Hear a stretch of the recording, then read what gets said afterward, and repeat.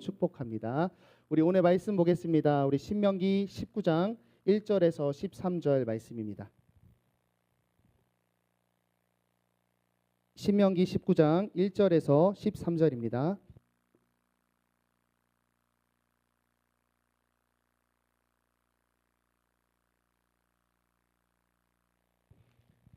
교독하겠습니다. 내 하나님 여호와께서 이 여러 민족을 멸절하시고 내 하나님 여호와께서 그 땅을 내게 주심으로 내가 그것을 받고 그들의 성읍과 가옥에 거주할 때에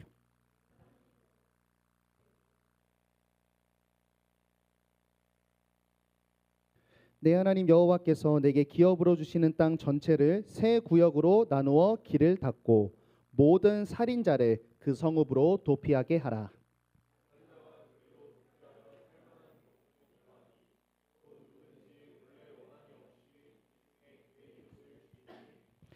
가령 사람이 그 이웃과 함께 벌목하러 삼림에 들어가서 손에 도끼를 들고 벌목하려고 찍을 때에 도끼가 자루에서 빠져 그의 이웃을 맞춰 그를 죽게 함과 같은 것이니라. 이런 사람은 그 성읍 중 하나로 도피하여 생명을 보존할 것이니라.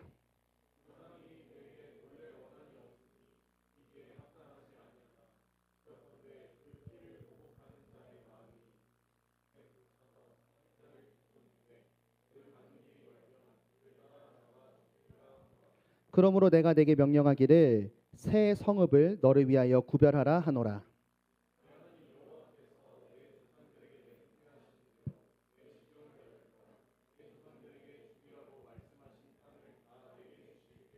또 너희가 오늘 내가 너희에게 명하는 이 모든 명령을 지켜 행하여 내 하나님 여호와를 사랑하고 항상 그의 길로 행할 때에는 이 셋 외에 새 성읍을 더하여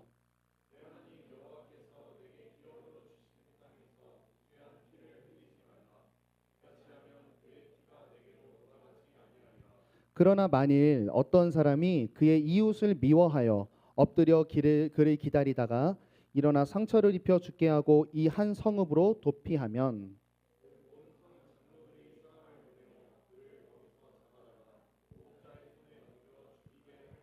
함께합니다. 내 눈이 그를 긍휼히 여기지 말고 무죄한 피를 흘린 죄를 이스라엘에서 제하라. 그리하면 내게 복이 있으리라. 아멘. 오늘 도피성 제도에 대해서 살펴보도록 하겠습니다. 오늘은 생명에 대한 이야기를 좀 나누려고 합니다. 교회뿐 아니라 그냥 일반 사회에서 생명 존중이라는 이 사상과 가치는 한 번도 경시된 적이 없습니다. 크게 뭐 두 가지 이유가 있겠죠. 먼저는 모두가 생명을 갖고 있어요.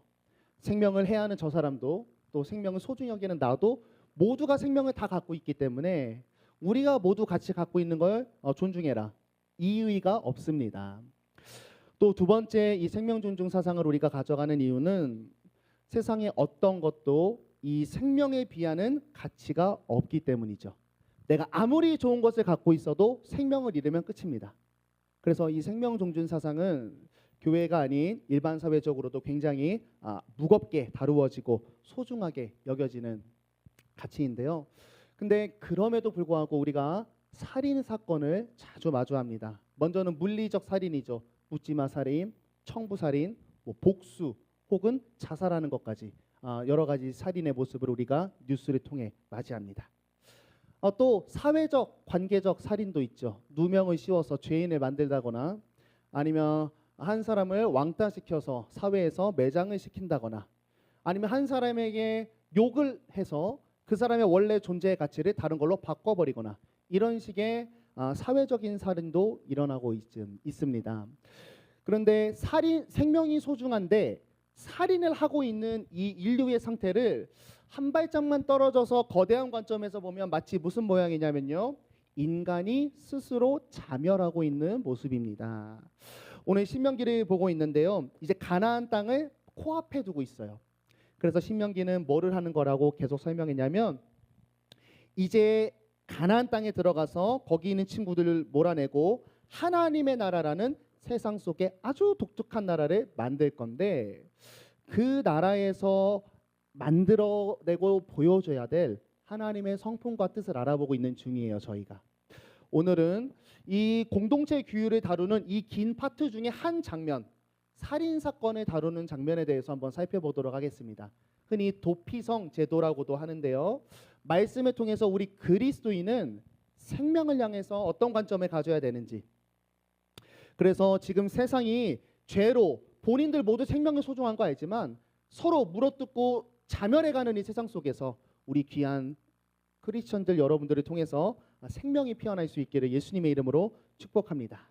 자, 우리 도피성 제도를 먼저 알아볼 텐데요. 근데 이 제도를 알기 전에 먼저 당시 고대 근동 사회에 만연하고 있었던 사회의 법과 같은 질서를 하나 소개해야 됩니다. 이게 있어야 이게 이해가 돼요.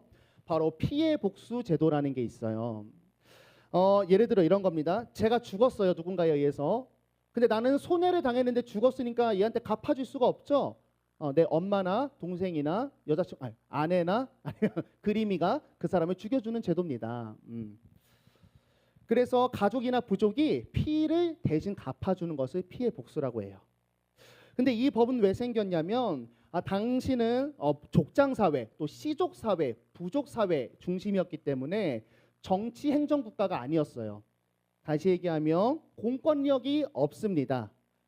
다시 얘기해서 살인자를 처벌할 수 있는 공권력이 없었기 때문에 이 법을 취시하면서 허락을 해줘서 이 살인 사건을 막고자 했던 것이죠. 그래서 이거는 뭐 여러 가지 문제들이 많이 발생하지만 긍정적인 면은 분명히 있어요.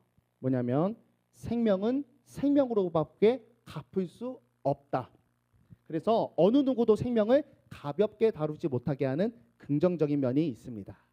자, 그런 고대 근동 사회에서 하나님이 이스라엘을 그 사회에 넣고 나라를 만드시는데, 잘 보세요. 하나님은 오늘 말씀을 통해서 이 피해 복수 제도를 도피성 제도라는 그릇 안에 담아서 다뤄가세요. 오늘 이걸 한번 알아보도록 할게요.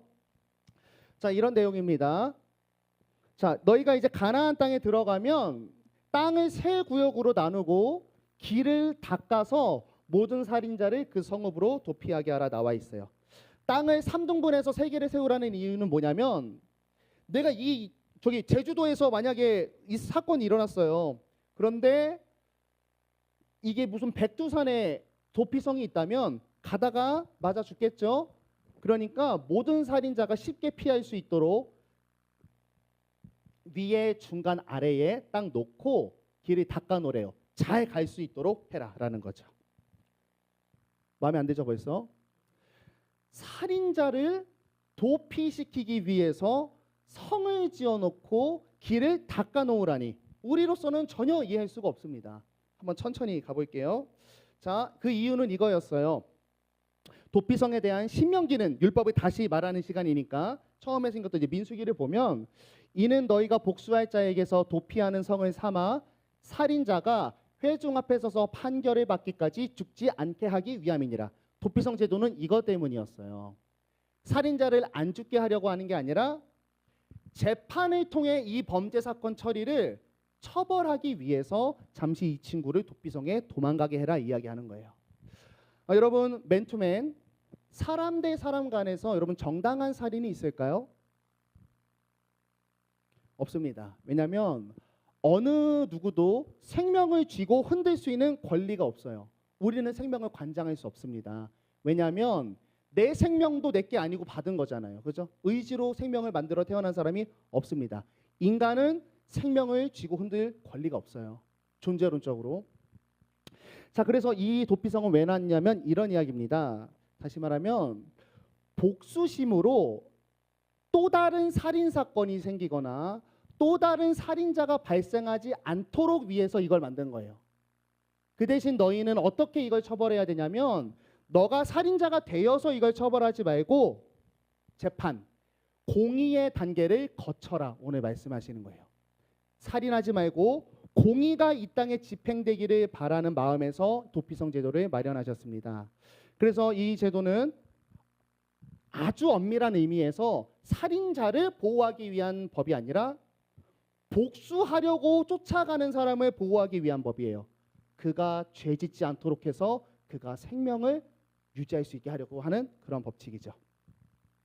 개인적으로는 이 목적은 복수자의 개인적인 생명을 지키기 위해서 만든 거고, 두 번째는 공동체적 차원에서 한번 바라볼게요. 여러분 만약에 복수심에 의해서 1차 살인에 이어서 또 이 사람이 살인자가 되고 그럼 이 사람 또 죽겠죠. 살인자와 피해자가 순식간에 2배로 증식하는 일이 돼버려요. 공동체의 관점에서. 또 그리고 두 번째 목적은 이 공동체 안에 있는 치안을 유지하기 위함입니다. 여러분 우리가 누군가에게 복수하려고 할 때 솔직히 이걸 인정해야 돼요. 인간은 죄성을 가지고 있고 우리는 감정적인 동물입니다. 우리가 누군가에게 복수를 할 때 동일한 강도로 복수가 되는 경우가 없습니다. 말씀에 나와 있어요. 이것 때문에 도피성 준 거거든요. 두렵건대 보복하는 자의 마음이 복수심에 불타서 살인자를 뒤쫓을 수밖에 없다는 거예요. 여러분 누가 우리 엄마 죽였어요? 내가 보복하러 갑니다. 정의 구현한다는 마음으로 죽일 수 있는 사람 있어요? 그거 없는 거예요. 우리가 하물며 물질적인 피해를 내가 입어도 동일한 물건으로 갚았을 때 마음이 완전히 that's good, okay, cool 이렇게 되나요? 안 되죠. 마음에 앙금이 남아있고 심지어 정신적인 피해 보상도 받아야 되고 기회비용, 매몰비용 싹 다 받아야 됩니다. 그래도 마음이 안 풀려요. 정당한 복수를 공평하게 할 수 없어요. 인간은. 하물며 생명입니다. 더 잔혹한 보복과 또 복수자가 복수했는데 야 이게 어떻게 얘가 살인한 거야. 여기서 또 복수가 들어갑니다. 연쇄살인, 공동체 간 칼춤을 야기할 수밖에 없다는 거예요. 성경이 말하는 건 인간이 죄성이기 때문에. 목사님 억측하지 마세요. 나는 정의로운 사람입니다. 우리는 여러분 이 장면을 앞선 성경에서 많이 목격했어요. 여러분 창세기 4장 가볼게요. 하나님이 아담과 하와 만들고 아담과 하와가 아기 2명 낳습니다. 가인과 아벨만 이렇게 소개가 되고 있어요. 성경에서. 아벨이 가인한테 돌로 맞아 쳐 죽고 가인에게서 후손이 나왔는데 라멕이라는 인간이 있습니다. 이 인간이 이제 인생을 진행하는데 이런 결론이 나와요. 내가 상처로 말미암아 사람을 죽였고 나의 상함으로 말미암아 소년을 죽였도다. 여러분 인간의 개인적인 복수는 절대로 공평하고 정의롭게 갈 수 없습니다. 더 나아가서 우린 창세기 6장을 설교로 들었어요. 노아의 홍수 사건입니다. 타락한 가인 이래에 많은 인류가 불어났는데 그 인류가 거주하고 있는 이 세상이 이 꼬라지였대요. 하나님 앞에 부패해서 포악함이 땅에 가득한지라 서로 죽이려고 하는 그 모습이 땅에 가득하게 됐어요. 우리 사회랑 비슷해요. 경쟁하는 겁니다. 근데 지금은 돈, 명예, 가치, 정보로 경쟁하죠. 그때는 주먹 갖고 하는 거예요. 그래서 땅이 부패했대요. 더 이상 서로 죽이려고만 하기 때문에 이것을 유지할 수도 없고 생명이 나올 수 있는 법이 없다라고 이야기하고 있는 거죠. 그래서 홍수로 정화했습니다. 뭘 말하고 싶냐면 여러분 우리 인간이 맨투맨으로 하는 개인적 복수는 질서를 가져오는 경우를 본 적이 거의 없습니다. 대부분 죄의 연쇄 반응을 일으킵니다. 그래서 하나님께서 우리 마음에 있는 이 죄성을 아시고 그분은 생명을 창조하신 분이니까 생명을 주신 그분이 오늘 명령하세요. 살인자를 위해서가 아니라 하나님의 나라 공동체를 거룩하게 만들기 위해서 오늘 도피성을 이야기하고 있습니다. 너가 복수하지 마라. 그렇게 너 자신을 살인의 죄로 더럽히지 마라. 공의의 제도를 줄 테니 공의의 제도로 이 땅을 정화해라. 너 겸손해라. 공의를 집행할 너는 그런 존재론적인 존재가 아니야. 넌 피조물이야. 또 너 겸손해라. 너의 인간적인 실력으로 정당한 복수를 이루어낼 수 없고 거기서 살인의 죄를 무자르듯이 끊어낼 수 없어. 그래서 10계명 6계명 주셨죠. 살인하지 말라. 이건 일체의 어떤 살인도 금지하는 거예요. 여러분 첫 번째 한 가지 메시지입니다. 여러분 원수 갚는 것은 성경의 일관적인 진술이에요. 하나님께 달려 있어요. 하나님께. 우리 인간은 절대로 남의 생명에 해를 가할 수 없고 가해선 안 됩니다. 이게 성경의 가르침 첫 번째예요. 자 그러면 이야기를 이어가 볼게요. 자 그럼 구체적으로 무엇을 위해서 이 재판을 이렇게 소중하게 여기고 아니 살인은 살인인데 어떤 걸 분별하기 위해서 이 재판을 두었냐면 이 두 가지 경우를 분별하기 위해서래요. 자 살인자가 있는데 종류가 있다는 거예요. 두 종류가 있는데 도피해서 살만한 경우의 살인이 있어요. 그건 뭐냐면 원한이 없이 부지 중에 그 이웃을 죽인 사람입니다. 오늘 여기 말씀에 예시 나왔죠. 도끼질하다가 토끼가 날아가가지고 대가리 꽂혀서 죽었다. 이 사람은 도피성 가서 생명을 잃지 않을 수 있다 이야기하고 계시는 거죠. 여러분, 성경은 일관적으로 무엇을 살인, 무엇을 또 죄라고 얘기하냐면 나타난 결과를 가지고 죄를 명명하지 않습니다. 이게 같은 말씀인데요. 본래 그게 원한이 없는 사람은 살인자가 아니래요. 그런데 반대로 도피상 가서 죽어야 될 사람이 있는데 그 사람은 어떤 사람이냐면 그의 이웃을 미워하여 엎드려서 계획했다 죽인 사람이에요. 미워하다랑 원한이랑 단어가 똑같은 단어예요. 번역만 틀리게 됐지. 성경은 살인의 죄를 혹은 살인을 비롯한 모든 죄를 어디에 있는 것을 죄라고 하냐면 마음에 품은 것이 죄라고 합니다. 결과는 나타난 증상이고 그 모든 결과를 일어나해서 죄라고 할 수도 없다라고 하는 거죠. 살인 사건을 보더라도 우리가 죄를 짓는 모습입니다. 마음에서 죄가 시작돼요. 그러면 계획을 합니다. 생각해서 계획하고 공격하는 게 딱 살인의 도식이죠. 예수님의 가르침도 마찬가지였어요. 구약의 율법을 신약의 예수님이 완성했다고 했거든요. 신약의 예수님이 이 살인죄를 이렇게 해석하셨죠. 살인하지 말라. 누구든지 살인하면 심판을 받게 된다고 너희가 들었잖아. 그지? 근데 있잖아. 나는 너희에게 이른다. 내가 본질 알려줄게. 그 율법에. 형제에게 노하는 자마다 형제에 대해서 라가라는 자. 그냥 욕이라고 생각하면 돼요. 또 형제한테 미련한 자라 하는 자가 다 살인자다. 예수님의 말씀도 일맥상통합니다. 마음에서 시작된 죄가 살인으로 나오기 때문에 그 마음에 살인의 마음을 품은 사람은 살인자라 정죄하라고 이야기하고 있는데요. 그러면 한 가지 질문이 드는 거죠. 우리의 마음에 왜 저 사람을 살인하려고 하는 마음이 시작될 수 있을까? 이것은 어디서부터 나오는 거냐면 생명에 대한 가치관입니다. 세상이 말하는 생명관과 성경에서 제시하고 있는 생명관에 조금 차이가 있어요. 요거 제가 성경에서 말하는 거 세 가지 짧게 소개합니다. 1번, 생명은 여러분 하나님의 것입니다. 내가 가진 생명도 받은 겁니다. 내게 아닙니다. 어떤 인간도 생명을 함부로 할 수 없습니다. 첫 번째 생명관. 두 번째, 인간은 하나님의 형상입니다. 우리가 사람을 해야 한다는 것은 하나님의 형상을 해야 하는 것이고 더 나아가 하나님의 어떠하심을 우리가 파괴하고 인정하지 않는 모습이죠. 한편 우리가 다 하나님의 형상이기 때문에 우리가 모양은 다 다를 수 있지만 모두가 평등하고 동일하게 가치 있습니다.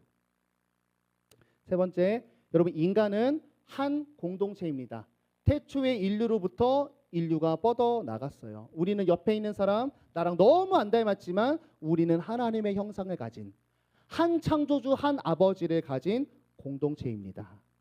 여러분 이 세 가지 생명관을 가지면 우리가 죄성이 있기 때문에 마음에 시기심, 질투심, 또 미움이 나타날 수 있어요. 그런 사망의 냄새가 스멀스멀 내 마음속에서 올라오기 시작합니다. 여러분 그래도 바른 성경적 생명관이 있으면 살인은 불가능한 겁니다. 불가능한 거예요. 남의 생명을 해하는 것은 할 수 있는 일이 아닙니다. 하나님 믿는다면 하나님을 두려워할 수밖에 없죠. 이거 하나님 건데 말이죠. 내가 죄를 어떻게 해야겠다. 내가 열받아서 내 화를 표현해서 저 사람의 존재의 방식을 어떻게 부정해야겠다. 이런 사상이 나올 수가 없다는 거예요. 성경적 생명관을 가지면 말이죠. 이 생명관을 한 단계 더 발전시켜 보겠습니다. 여러분 더 나아가서 이런 생명과 인간관을 갖고 있으면 남녀, 아이, 노인, 장애인, 지적 능력이 없는 사람, 부족한 사람, 혹은 관계 속에서 젠틀하지 못하고 매너 없는 사람도 해할 수 없습니다. 사람의 기능적으로 접근해서 차등을 먹이는 이 세속적인 인간관을 그리스도인은 철저하게 반대합니다. 오히려 우리는 이런 생각을 하죠. 기능적으로 세상이 말하는 기능적으로 떨어진 친구가 있어요. 그러면 우리는 나랑 똑같은 하나님의 형상인데 하나님의 형상답게 존중받고 살아가지 못하고 있구나. 우리는 긍휼히 여기고 도울 수 있습니다. 그리스도인이 힘든 사람을 돕는 것은 내 선행, 내 마음의 자람, 실력과 노력이 아니에요. 하나님의 형상이기 때문이에요. 한편 이런 면도 꼭 기억하시고 가져가세요. 저같이 이제 아빠 개척했을 때 너무 가난했으니까 이게 도움받는 약자들 또한 이 하나님의 형상이라는 생명관을 갖고 있으면 도움을 받으면서 이렇게 생각하게 됩니다. 누군가 날 도와주는데 내가 저 사람보다 소중하기 때문에 나를 보호해 주는 게 아니에요. 나도 쟤도 똑같이 소중한데 저 사람이 나를 섬겨주고 있어요. 그러면 여러분 이건 내가 도움을 받으면서도 권리라고 생각하지 못하는 거죠. 뭐라고 생각하게 되냐면 빚진다고 생각합니다. 근데 이런 동일한 생명관이 없으면 두 가지 양극단으로 나타나요. 교만해지고 도움을 받는 것을 권리라고 생각하게 되죠. 그리고 왜 나한테 도움을 주지 않냐? 민원을 넣습니다. 또 한편 반대편으로도 갑니다. 나에게 도움을 주는 사람들로 하여금 도움을 받으면서 나라는 인생은, 나라는 존재는 혹은 세속적으로 이번 생에는 나는 평균보다 떨어지는 존재론적으로 낮은 존재구나라고 하는 가치 하락을 가지게 가죠.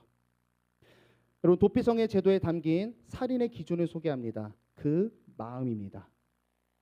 어디로부터 이런 마음이 왔냐면 인간관, 하나님의 형상에 대한 왜곡된 가치관에서 나온다는 거예요. 그래서 이것을 가지고 우리의 인생과 삶을 좀 돌아봤으면 좋겠습니다. 여러분 우리는 어떠한가요? 한 인격을 향해 미워하는 마음을 품지 않았는가? 뒷담 화나 여론을 통해 사회적인 매장과 이 공동체 안에서 이상한 소문이 돌고 있게 하고 있진 않은가? 내 목원이나 혹은 선배나 후배나 오빠나 누나나 동생을 기능적으로 접근하거나 평가하진 않는가? 나랑 좀 안 맞는다고 반목하고 있지 않은가? 그리고 더 예민하게는 인사 씹는가 하는 거죠. 여러분 인사했는데 씹는 거는 그 사람을 동일한 인격으로 생각하지 않는 거예요. 그게 거기 들어있는 사인이에요. 어떻게 무시해요? 개가 짖으면 무시하고 갈 수 있어요. 사람이 아는 척했으면 무시하고 가면 안 됩니다. 어쩌면 세속적인 기준으로 봤을 때 제가 방금 열거한 것들은 굉장히 평범한 일이고 굉장히 사소한 것들입니다. 그런데 우리가 정말 성경적인 성경관을 갖고 있다면 인간관을 이런 것들부터 영적인 민감성을 가져야 되는 거죠. 이런 것에서부터 공동체가 박살납니다. 끝장면이에요.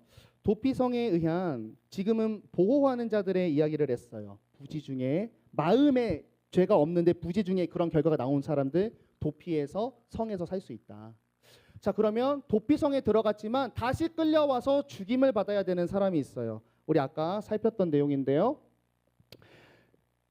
저 사람을 미워해서 계획해서 이 사람을 죽인 사람, 그 사람은 장로들이 사람을 보내서 도피성에서 잡아다 꺼내가지고 피해복수 제도에 사하라 그랬죠. 보복할 수 있는 사람한테 친히 넘겨줘라. 그리고 이 일을 할 때 긍휼히 여기지 말고 이스라엘에서 제거하라. 그리하면 내게 복이 있으리라. 여기서 긍휼히 여기지 말라는 거는 살인해서 죽게 되는 그 사람을 긍휼히 여기지 말라라는 그런 인격적인 긍휼을 여기지 말라는 게 아니라 재판할 때 긍휼하게 하지 말라고. 공의를 굽게 하지 마라.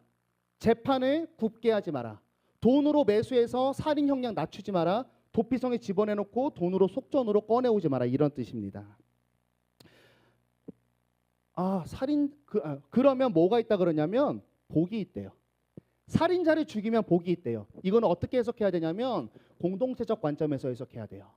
살인자와 피 흘린 자와 피 흘림이 넘치는 공동체에는 샬롬이 일어날 수 없습니다. 그거 공동체에서 제거하라는 소리예요. 그러면 그 공동체가 복된다. 목사님 근데 살인자를 죽이는 건 알겠습니다. 근데 부지 중에 지은 자는 그 사람으로 인해서 사람이 죽은 것은 사실이잖아요. 걔는 너무 꿀 빨고 있는 거 아닌가 하는 거죠. 여러분 부지 중에 지은 자가 도피성에 들어갔을 때 그 이후의 운명에 대해서 이렇게 소개해요. 그는 거룩한 기름 부음 받은 대제사장이 죽기까지 거기 거주할 것이니라. 그 사람을 즉시 처형하지 않습니다. 또한 그 사람이 생명을 잃는 일은 없습니다.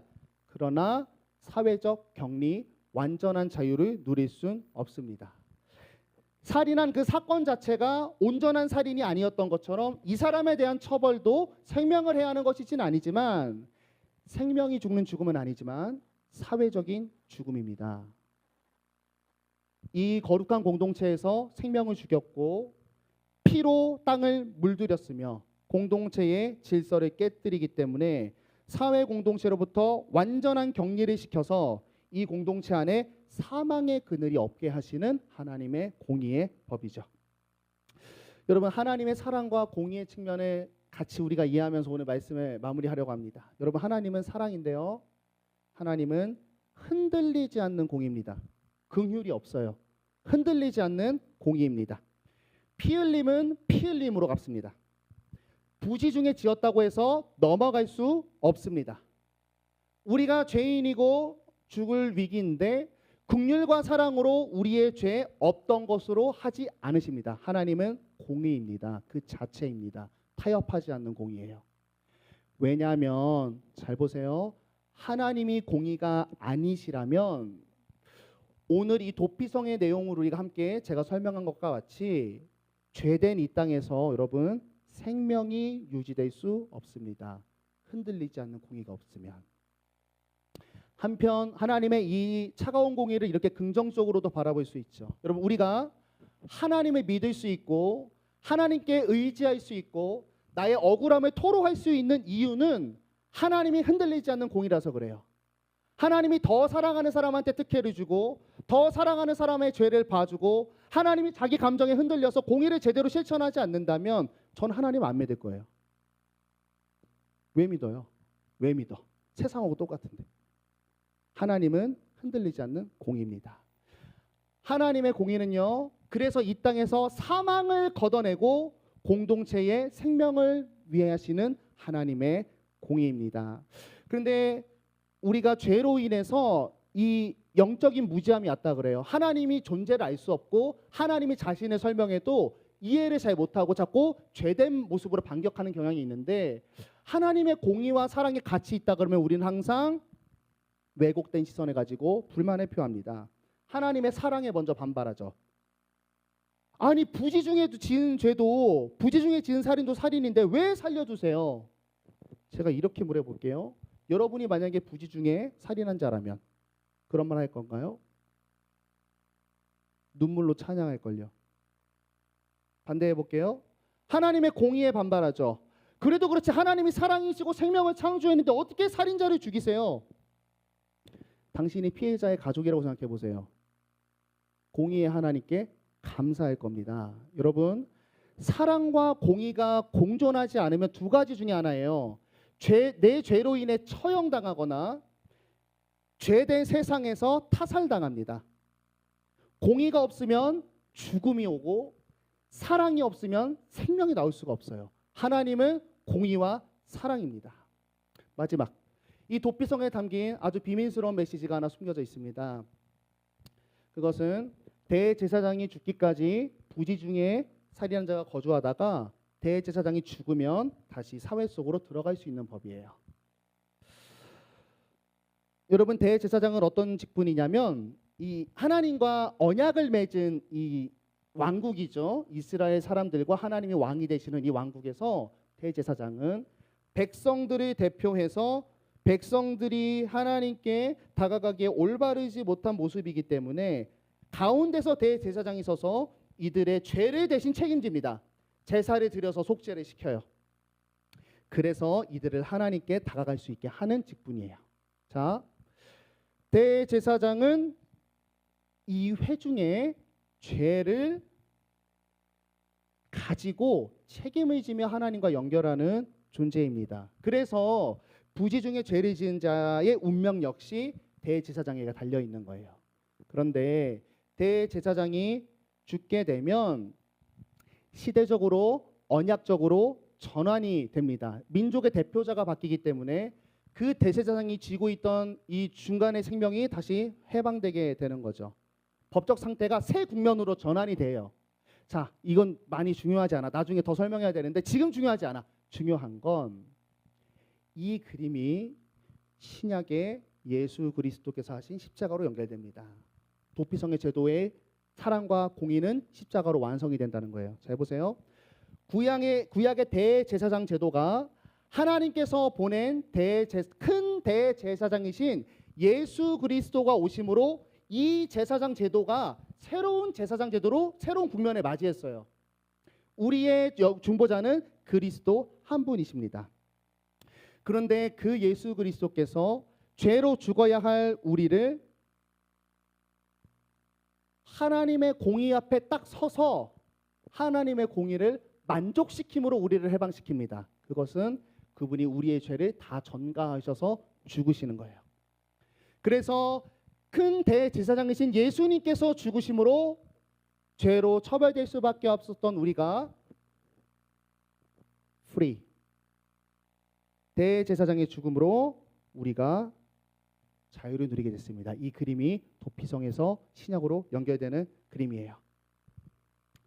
여러분, 도피성은 사랑과 공의가 공존하는 이 구약의 제도인데요. 이것을 예수님이 십자가로 완성하셨습니다. 죽을 자를 자유하게 하는 법칙, 또 땅에서 죽음을 뽑아서 없애버리는 이 제도를 예수님께서 십자가에서 지고 죽으심으로 나의 죄를 사하시고 죄된 이 땅을 그리스도께서 나중에 재림하셔서 죄가 없는 샬롬으로 만들 거라는 아름다운 그림이 여기에 담겨 있는 것이죠.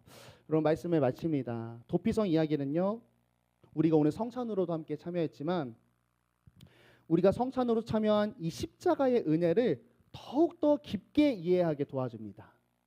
성경 해석의 대원칙이 있어요. 구약은요, 신약에서 우리가 누리고 있는 이 은혜에 담긴 아름다움을 풀어내는 열쇠입니다. 도피성 제도를 모르면 십자가가 얼마나 은혜로운지 모르는 거죠. 여러분, 우리가 오늘 말씀 통해서 먼저는 우리 크리스천적인 이 생명관을 꼭 기억하시기 바랍니다. 생명은 하나님께로 왔고 누구도 이 생명을 쥐고 흔들 수 없습니다. 내 원수의 생명도 마찬가지예요. 그것은 걔가 착해서 내가 쫄보여서가 아니라 하나님의 형상이라는 나의 고백입니다. 두 번째는 여러분, 우리는 죄로 오염되었다는 겸손함을 가지세요. 우리가 하는 복수는 생명을 낳지 못합니다.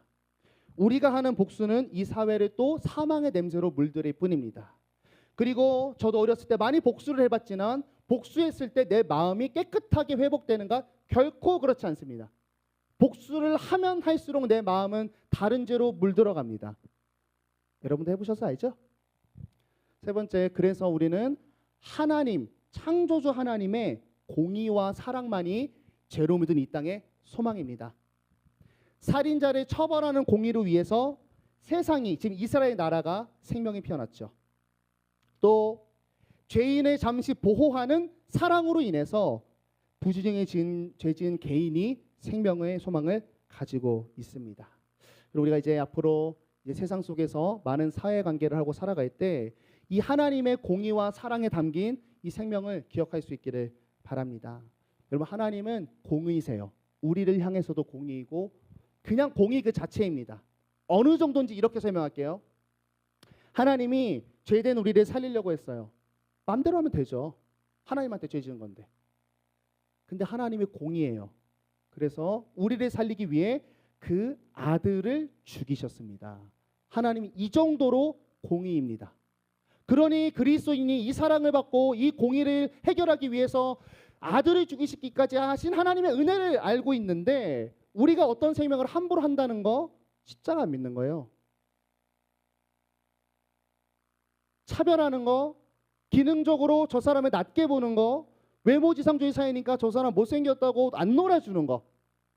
조선시대 갔으면 못생기고 싸움 자르면 그 사람이 더 인기 많았어. 이 가치관에 속지 마세요. 생명을 보세요. 그러고 있으면 진짜 성경적인 가치관 아니에요. 우월적이고 기능적이고 차별적이고 우위적이고 사람들을 카테고리화해서 구별하는 인간관을 갖고 있는가? 하나님의 자녀의 생각이 아닙니다. 내가 마땅히 누군가를 판단할 수 있고 내가 공의를 잡아서 흔들 수 있고 심판할 수 있고 복수할 수 있다고 생각한다면 교만입니다. 우리에게선 선한 것이 나올 수가 없습니다. 공의를 기억하시고 두 번째는 사랑을 기억하세요. 지금 내가 살고 있는 이 땅에 여전히 죄인을 하나님이 가만히 두시는 것은 하나님의 사랑입니다. 하나님 왜 죄를 사랑해서 저는 악독한 자를 살려주십니까? 사랑하셔서 심판할 거예요. 공의에 의해서. 잠시 유보하시는 은혜예요. 왜 이 기간을 주냐? 그 기간 동안 예수를 일단 듣긴 해야 될 거 아니야. 이 기간을 둬서라도 그 위에 복음을 계속 때려 넣어서라도 살리고 싶은 하나님의 사랑입니다. 그리고 이거 기억하세요. 우리도 그 사랑 때문에 예전에 아직 벌써 죽지 않고 하나님을 영접할 수 있는 유보된 시간을 얻었다라고 하는 거죠. 그리고 오늘 도피성 제도의 마지막 한 줄, 정말 놀라운 것은 공의와 사랑에 대한 깊은 이해를 가져다 줘요. 여러분 잘 보세요. 공의와 사랑이 충돌되는 것 같은데 이것은 정확히 한 곳을 향하고 있습니다. 공의로 보여지는 일은 무엇을 위하였냐면 이 사회 공동체를 살리기 위해서 공의가 집행됐어요. 사랑으로 보여진 일은 무엇이었죠? 부지중에 지은 개인의 생명을 위해서 주어지고 있었어요. 하나님의 공의와 사랑은 언제나 생명으로 간다. 생명을 향한다는 게 선이라는 개념과 굉장히 많이 연결되어 있는데요. 하나님은 공의와 정의가 그 자체이시고 또한 이것을 선으로 이끌어 가시는 하나님이시라는 점이죠. 오늘 말씀을 잘 기억하시면서 우리는 이미 공의와 사랑의 은혜를 십자가로 입어서 빚진 자입니다. 빚진 자로서 우리 그리스도인이 되었어요. 하나님은 이 은혜를 아는, 이 율법을, 공의와 사랑을 아는 우리를 가나안 땅, 가나안 지역, 그 세상에 우리를 집어넣으셔서 지금 하나님의 나라를 만들어 가려고 하십니다. 사랑하는 여러분, 들어가는 삶의 자리에서 공의와 사랑으로 세상과 생명과 내가 처한 상황을 바라볼 수 있기를 바라요. 그리고 이 공의와 사랑을 내가 이제 실행시키려고 할 때 어떻게 실행시켜야 되냐면 질러처럼 하면 안 돼요. 혁명적으로 하는 게 아니에요. 하나님이 우리 이 사회에서 맡겨주신 위치와 자리가 있어요. 둘이 싸웠어요. 직원 셋인데 내 친구 직원 둘이 싸웠어요. 누가 봐도 얘가 잘못했어요. 공의로 내가 얘를 처벌해야 돼요. 얘랑 뒷담화를 해서 왕따시키든지 퇴사하게 하든 해야 돼요. 그거 내가 할 일 아니라고. 내가 그 자리에 부장으로 임명받았을 때 하세요. 지혜롭게 공의를 실현할 수 있는 것을 날마다 하나님과 씨름하시고 또 자신의 죄로 인해서 어쨌든 사회에서 격리되고 있는 친구들이 있을 거예요. 분명히 그 사람 잘못한 겁니다. 근데 그리스도인은 그런 사람한테 가서 죄는 죄라고 말하는데 다시 회복될 수 있게 도와줘야 돼요. 그게 그리스도인이에요. 이런 사랑과 공의를 함께 가진, 그래서 여러분들이 가는 곳곳마다 하나님의 나라가 생명이 피어나는 놀라움을 목격할 수 있기를 예수님의 이름으로 축복합니다. 우리 찬양하겠습니다.